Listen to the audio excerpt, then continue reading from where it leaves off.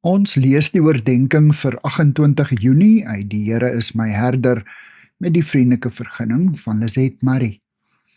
Die opskrif by vanoggend se gedagte is toegeskilp.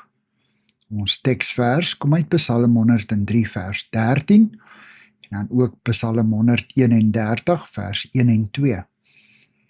Soos 'n vader hom ontferm oor sy kinders, so ontferm die Here hom oor die wat hom dien.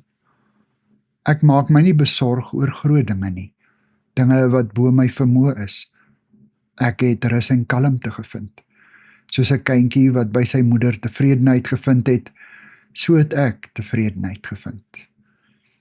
Op 'n swart en wit foto sit 'n pa plat op die vloer in 'n deuropening. In die boog van sy sterk arm staan sy babadogtertjie op wankelrige beentjies. Sy kyk grootoog op na haar pa. Hy kyk af na haar, met deernis en warmte en 'n sigbare innigheid. Die boodskap by die foto lui, hierdie is eenvoud, pa en kind, kaalvoet. Dis asof dit wat buite die prentjie is, die geraas en nuus en mense dinge, buite bly, en dit wat binne die prentjie is, verdiep. God initieer sulke oomblikke met sy kinders. Suiwer, onbesoedelde oomblikke wanneer ons op sy skoot staan en die wêreld daar buite vervaag. Hierdie heilige momente word 'n woordelose gesprek met God, 'n eenvoudige klein gebed. In Deeper Christian Life skryf Andrew Murray, in hierdie oomblikke wanneer ek opkyk na God en my oë syne ontmoet, terwyl hy na my afkyk, weet ek, God is hier, by my. Hy gee om en hy wil met my praat.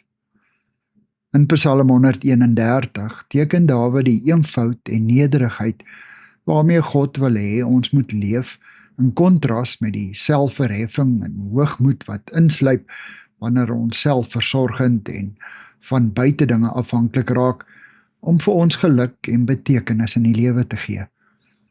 God wil hê dat ek in die skulp van sy liefde tot ruste moet kom.